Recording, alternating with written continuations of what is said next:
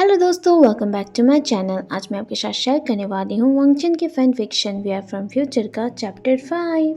Chapter 5 की शुरुआत वांग जी से होती है, जो वुचान की ऐसी बातें सुनकर उसे घूर कर देखता है और कोल्ड वॉइस में कहता है, चुप रहो।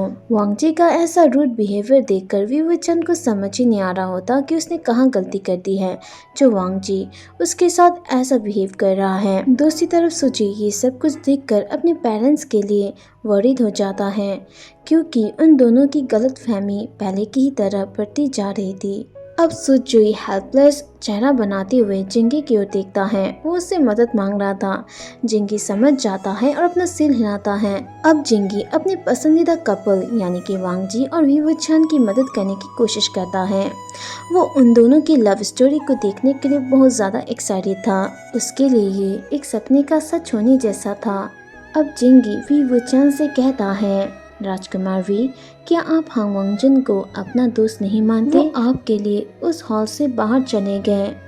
वी वुचान को इस बात पे यकीन ही नहीं हो रहा था और वो इस बात को एक्सेप्ट भी नहीं कर पा रहा था। वो वांग जी की ओर देखता है, लेकिन वांग जी एक शब्द नहीं कहता। अंत में वी वुचान उससे पूछ लेता है, लैनज़ेन, क्या तुम मेरे लिए उस हॉल से बाहर चले गए थे? ये सुनते ही वांग जी बिना पलक झपकाए वी वुचान से पूछता है, तुम क्या सोचती हो विंग? वी वुचान थोड़ी देर सोचता है और कहता है, तो तुम नेक दिल के हो लैनज़ेन, इसलिए जो चीज़ें हो रही थी तुम उन्हें रोक नहीं पाए। वी वुचान की ये बातें सुनकर वांग जी इस पर अपनी नाराज़गी जताता है, लेकिन विंग इस पर ध्यान नहीं देता। सुजी और जिचैन वी वुचान के इस बिहेवियर को देखकर हैरान हो जाते हैं और आह भरने लगते हैं। अब सभी लोग स्क्रीन की ओर देखने लगते हैं। स्क्रीन में शो होता है कि जैन जैन सबसे कहता है, जैसे कि अब यवजुन ने भी कहा कि हमें वी वुचान की बातें सुननी चाहिए और इस टॉपिक पर दोबारा ध्यान देना चाहिए। ये सुनते ही जिन ग्योंगशन कहते हैं, जैंग कबीले के कुल प्रमुख जंग चांग, तुम अपने पिता की तरह नहीं हो। योंगमिंग के जंग कबीले की पूर्ण स्थापना को अभी कुछ साल ही हुए हैं। ठीक उसी समय जब तुम्हें अपनी शक्ति का प्रदर्शन करना चाहिए था और वो वी वुचान को ये तक पता नहीं था कि उसे शक के घेरों से कैसे बचना है। जब जांग कबीले के नए शिष्य वी वुचान को देखेंगे तो क्या सोचेंगे? मुझे ये मत कहना कि तुम उन लोगों को वी वुचान को एक रोल मॉडल के रूप में देखने दोगे और मानने दोगे और वो तुम्हें नीची नज़र से देखेंगे। जिन ग्योंगशन एक के बाद एक बातें बोलते गए, जैसे कि लोहे पर तब तक मारा जाता है जब तक वो गर्म है। जैंग चैंग अब धीरे से कहता है, कुल प्रमुख जिन, अब बस बहुत हो गया, इतना काफ़ी है। मैं खुद दफन पर्वत पर जाऊंगा और इससे निपटूंगा। अब स्क्रीन में ये सब कुछ देखने के बाद जैंग चैन जिन ग्योंगशन की ओर घूर कर देखता है, जो फ्यूचर में उसे वी वुचान के खिलाफ उकसाने की कोशिश कर रहे थे। तभी मास्टर लैन जिन ग्योंगशन से कहते हैं, आपको स्थिति का गलत इस्तेमाल नहीं करना चाहिए और अपने गलत कामों के लिए तैयार रहना चाहिए। ये सुनने के बाद जिन ग्यांग्याओ अपने पिता जिन ग्योंगशन को इम्प्रेस करने के लिए मास्टर लैन से माफ़ी मांगते हुए कहता है, मास्टर लैन, मैं पिता की ओर से माफ़ी मांगता हूँ। लेकिन जिन ग्योंगशन उसकी इस हरकत को अनदेखा कर देते हैं। अब नी मिंगजू जिन ग्यांग्यांग की ओर घूरते हुए उसका मजाक उड़ाते हुए कहते हैं, पहले अपना काम देखो, फिर अपने पिता की गंदगी साफ करो। ये सुनते ही जिन ग्यांग्यांग शर्म से नीचे देखने लगता है और सभी लोग फिर से स्क्रीन की ओर देखने लगते हैं। अब स्क्रीन में शो होता है कि सभा खत्म होने के बाद सभी कबीले के कुल प्रमुखों को लगता है कि उन्हें बातचीत करने के लिए एक बढ़िया टॉपिक मिल गया है। लैन सिचैन जिन ग्यांग्यांग से कहते हैं, भाई, तुमने कड़ी मेहनत की है। जिन ग्यांग्यांग मुस्कुराते हुए लैन सिचैन से कहता है, ये कोई कठिन काम नहीं था। कड़ी मेहनत तो कुल प्रमुख जियांग की टेबल ने की है। उन्होंने इस पर इतनी बार मारा कि इसके टुकड़े टुकड़े हो गए। ऐसा लगता है कि वाकई वो बहुत गुस्से में थे। नी मिंगजू भी कहते हैं, ये सब चतुराई भरी बातें हैं, लेकिन सच कहूँ ये सच में कड़ी मेहनत है। ये सुनकर लैन सिचैन मुस्कुराते हैं लेकिन कुछ नहीं कहते। दूसरी ओर जिन ग्यांग्यांग को ये पता था कि जब भी नी मिंगजू को मौका मिलेगा तो वो उसे जरूर सबक सिखाएगा, इसलिए वो टॉपिक को बदलने की कोशिश करता है और लैन सिचैन से पूछता है, भाई, वांग जी कहाँ हैं? मैंने उसे जल्दी में जाते देखा। अब स्क्रीन में ये देखते ही नी मिंगजू जिन ग्योंग्यों को ताना मारते हुए कहते हैं, देखो मैंने क्या कहा। तभी जैंग जैंग कहता है, सच में चालाकी भरी बातचीत करना मुश्किल काम है जो उसने हमें गुमराह करने के लिए किया था। ये सुनते ही जिंगलिंग जैंग जैंग से कहता है, आपको भी मामा वी वुचान पर भरोसा करना चाहिए था। जिंगलिंग अपनी बातें पूरी करने वाला था कि तभी जैंग जैंग उसे घूर कर देखने लगता है, लेकिन जल्द ही जिंगलिंग को जैंग जैंग की आंखों में पश्चाताप दिखाई देता है। जैंग जैंग कहता है, हाँ मुझे मेरे भाई वी वुचान पर भरोसा करना चाहिए था। ये सुनते ही वी वुचान जैंग जैंग से कहता है, जैंग जैंग तुम्हारे पास और कोई रास्ता नहीं था, इसलिए तुम इस बात को रहने दो। लेकिन वी वुचान की ऐसी बातें सुनकर जैंग जैंग खुद को और भी ज्यादा दोषी महसूस करने लगा। अब सभी लोग स्क्रीन की ओर देखने लगते हैं। स्क्रीन में शो होता है कि लैन सी चैन सामने की ओर इशारा करते हैं। ये देखते ही जिन ग्यांग्या और नी मिंगजू पीछे मुड़कर देखते हैं, जहाँ लांग वांग जी और म्यान म्यान होते हैं, जिसने कुछ ही देर पहले जिन कबीले का त्याग किया था। वो दोनों एक दूसरे के आमने सामने होते हैं। जहाँ म्यान म्यान की आंखें आंसुओं से नम थी, तो वहीं वांग जी का चेहरे का भाव सीरियस था। दोनों बातचीत करते दिख रहे थे। एक पल बाद वांग जी ने झुककर म्यान म्यान को ग्रीट किया। स्क्रीन में ये देखते ही वी वुचान दुखी होते हुए कहता है, देखो देखो मैंने तुमसे कहा था ना, वो म्यान म्यान के लिए हॉल से बाहर चला गया। उससे बात करना पसंद नहीं है, लेकिन वो उससे बात कर रहा है। मेरे साथ तो वो सिर्फ नहीं कहता है या फिर मुझे घूरता है।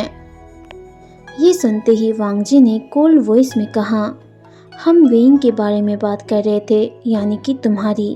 ये सुनते ही वी वुचान कंफ्यूज हो जाता है और वांग जी से पूछता है, क्या मैं?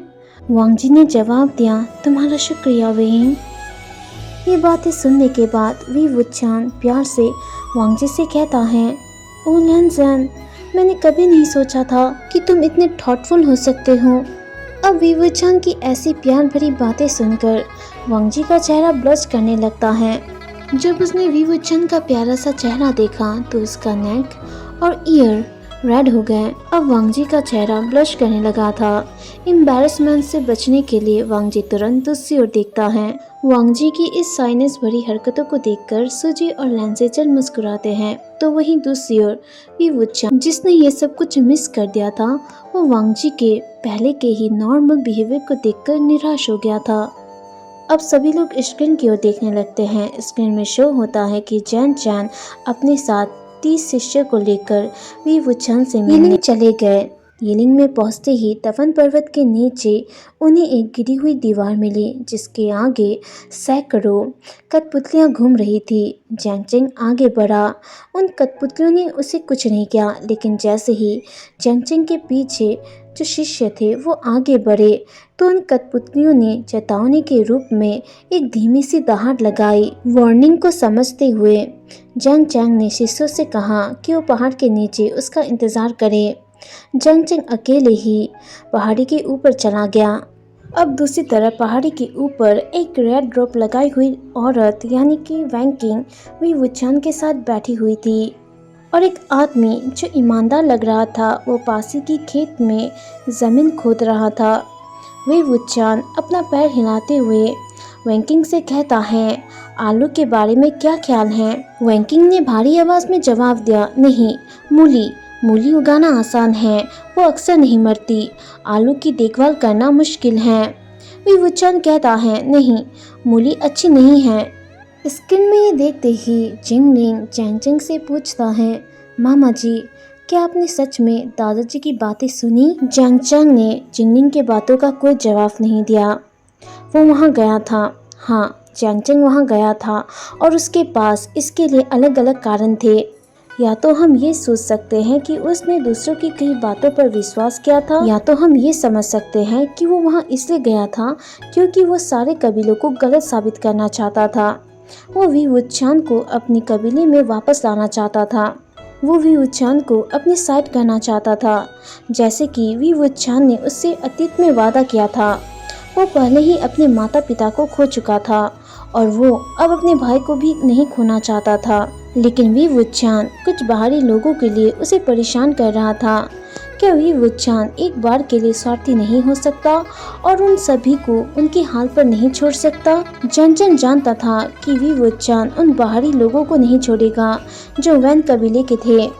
फिर भी वो वहां गया और उसका मन बदलने की कोशिश की, लेकिन वी वुचान ने उसे नहीं चुना।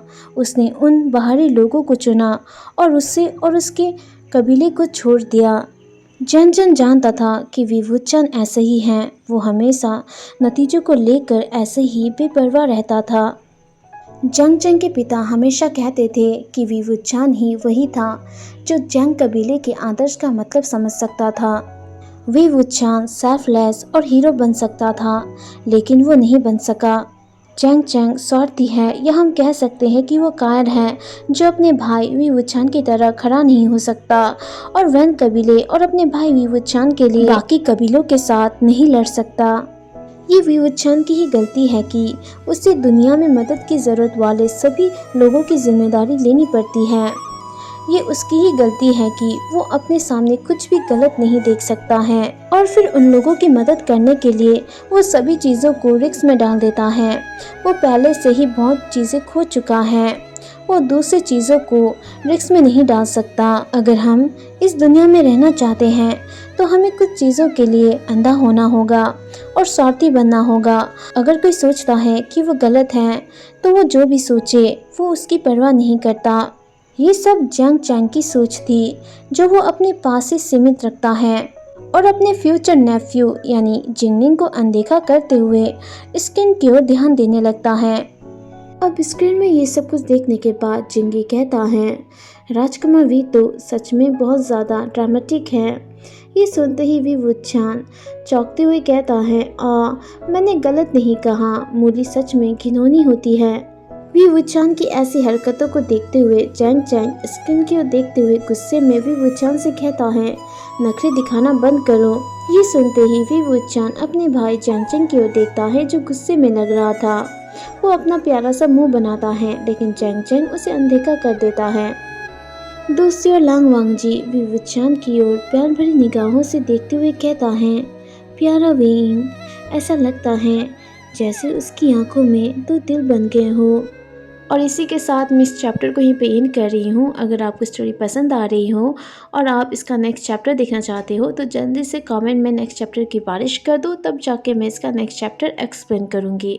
अगर वीडियो पसंद आती तो वीडियो को लाइक कीजिए और चैनल को सब्सक्राइब कीजिए इसका नेक्स्ट पार्ट देखने के लिए। तब तक के लिए टाटा, बाय बाय।